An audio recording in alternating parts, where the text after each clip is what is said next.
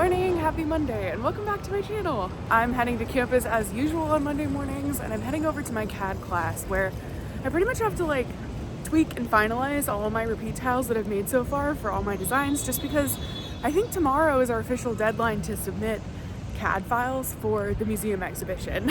Our teachers are going to be taking our files and printing them out and putting them up on display for everyone to see how amazing the graduate work is, so that's just what I think I'm going to be preparing for today. Other than that, it's just going to be like a work day after class. I have a lot of things I need to get done for my thesis, and that's pretty much going to be the theme of this whole week, so let's do it.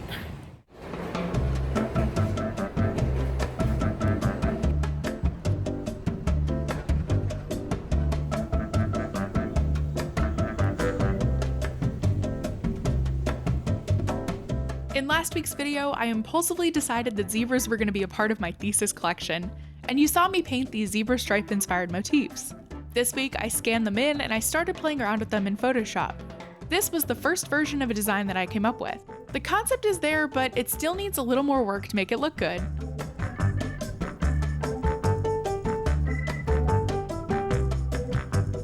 That night back at home, I worked on creating a stash of yarns for my upcoming weavings.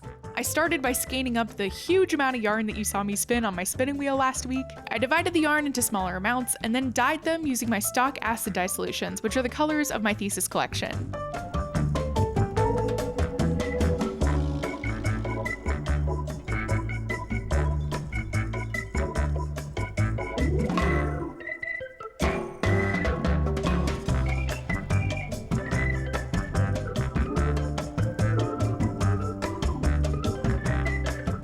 And here's how my hand-spun, hand-dyed yarns turned out.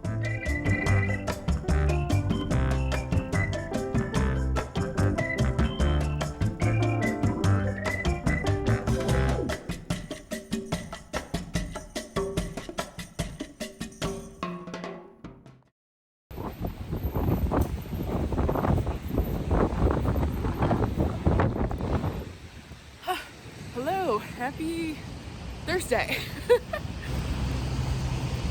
Put my hair back. I'm not feeling super great.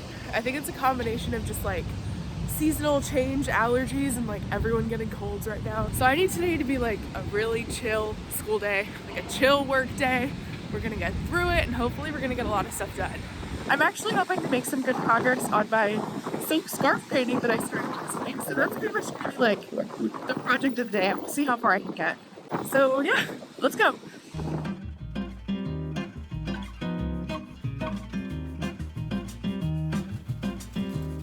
Last week, you saw me prepare this absolutely massive zebra sketch, and this week we're going to use this sketch to paint a silk scarf. This scarf design was inspired by my childhood love of zebras and was made using a reference photo of a zebra that I took at the San Diego Zoo. To paint it, I brought all of my stock acid dye solutions with me to class, which are the dyes that I've been using all semester for my thesis project. I figured since I'm already so immersed in this color palette and I already have all the colors mixed, why not just keep going with this theme? And maybe if the scarf turns out nice, I can include it in my collection. Before starting on the real thing, I wanted to do a sample to test out these dyes and to practice my silk painting skills a little bit. So I grabbed a tiny little scarf, and using my sketch as a guide, I transferred the stripes onto the scarf. Then we melted down some paraffin wax and some beeswax. To draw with this wax, I'm going to use a janting needle, which is kind of like a fountain pen for hot wax.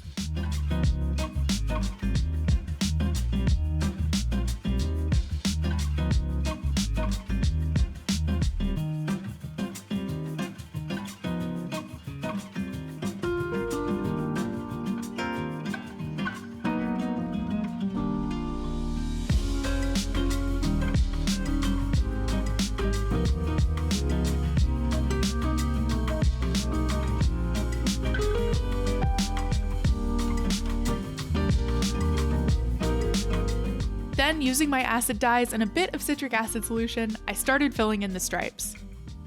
This was my first time ever using my stock solutions as a paint, and there was definitely a learning curve. Because my dyes were meant for, well, dyeing, The solutions are extremely watery, so when they touched the silk, they spread like crazy. I just had to figure out how much spread I was okay with, so to help things stay put, I mixed my dyes with a little bit of sodium alginate as a thickener. So this sample is all about me figuring that out, which is why this isn't the most beautiful thing in the world, but it was a necessary step in me working through this whole process.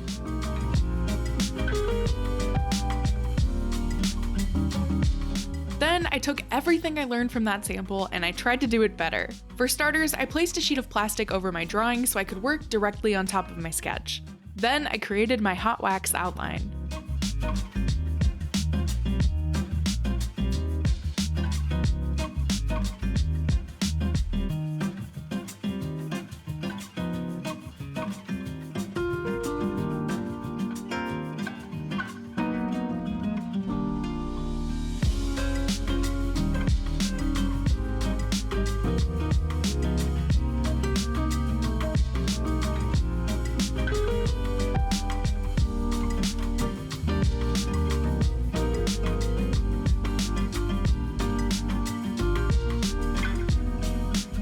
You might notice a few drips of wax towards the middle of my scarf. The wax is so drippy and kind of unpredictable at times, and I was totally okay with some elements of randomness and chance because that's just a part of this super organic process. That's also one of the reasons why my zebra sketch is so loose and sketchy looking. It's just hard to make exactly perfect wax lines, especially as someone who's totally new to this craft.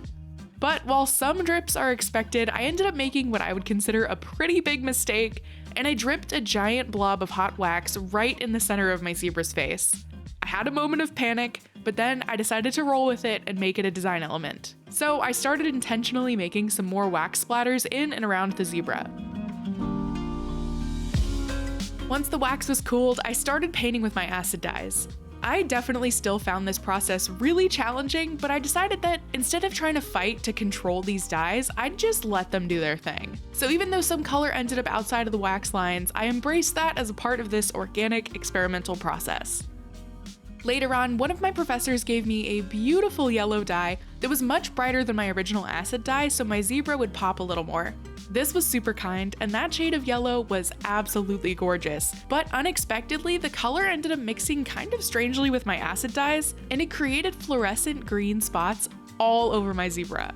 And that was a total surprise, and I started to worry a little bit, because this bright green wasn't a part of my thesis project's color palette. But I finished the painting anyway, and then I added a colorful border.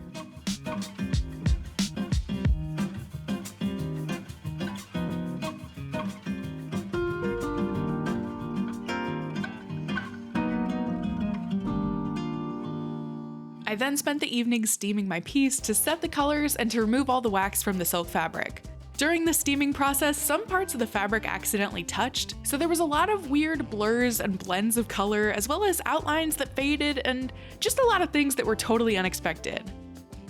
I then had a thought. My whole thesis project was all about the intersection of handicraft and technology, how working with raw materials and traditional techniques can exist alongside the tools of our digital age. So why not scan in this painting and see what I could do to it digitally? I scanned in my scarf piece by piece until the whole thing was captured digitally, and then I used Photoshop to combine these images.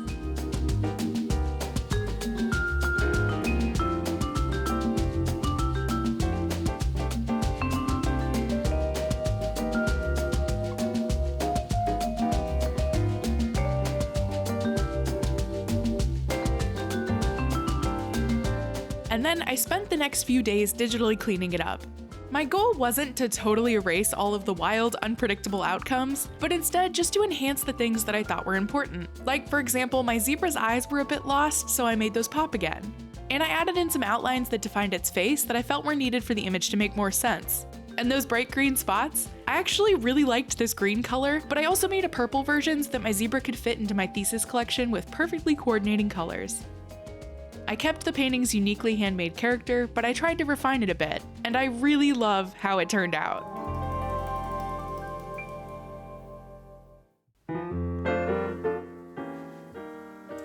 Hello! This is Editing Andrea coming to you from the present with a really exciting announcement. I had so much fun working on this scarf project, and if you enjoyed being a part of the journey and maybe you wanted to grab a scarf for yourself, I now have these available for sale in my online shop. I actually have 2 color variants of this scarf available for purchase. This is the purple spot variant, which is the final edited version of my scarf that made it into my official thesis collection. A perfect piece of my textile design journey. And this is the limited edition green spot variant. This one is also cleaned up, but I kept the fun and funky green spots of my original silk painting for this version.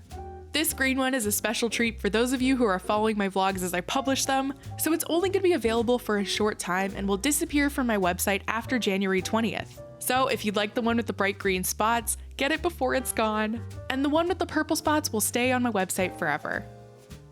Both scarves are digitally printed on super soft, high quality, pure silk fabric. They're also created and shipped through an ethical, sustainable business that I adore.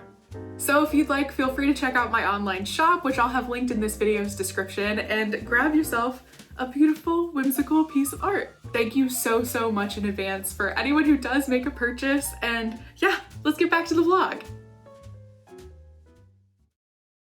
Good morning, happy Saturday. I'm actually meeting 2 of my friends today who I met in Scotland when I was doing the study abroad program. One of them was also a foreign exchange student. She was coming from Thomas Jefferson University in Philadelphia. And the other is from Scotland and is now at Thomas Jefferson studying abroad. So we did like a big global switcheroo. I wanted to take today to show them the city and also to take you along because I thought, why not? Let's have some fun.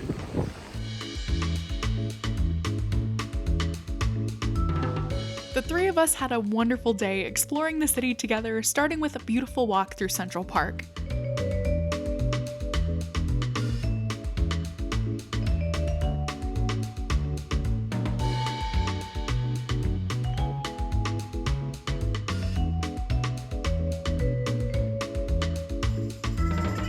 And then we headed to the Met to see a weaving exhibition that we were super excited about.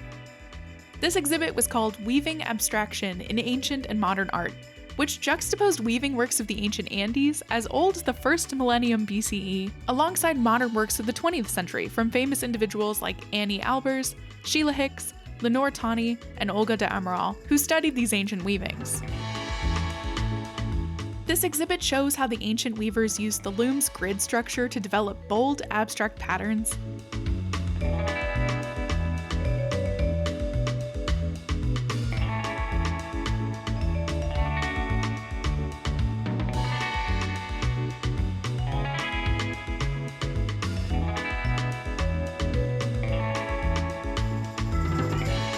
And how the modern artists inspired by this rich legacy made abstraction the cornerstone of modern art. This was probably one of my favorite exhibits that I've seen in a long time. Having the chance to see these pieces up close where you can really take in every pick of the weaving was such a special experience. And the storytelling of this exhibit was so moving. The 3 of us left the exhibit feeling beyond inspired. Anyway, that just about wraps up this video. Thank you so much for joining me for another week of textile adventures. Don't forget to check out my scarf sale, which I'll have linked in this video's description. And I hope to see you in my next video. Bye!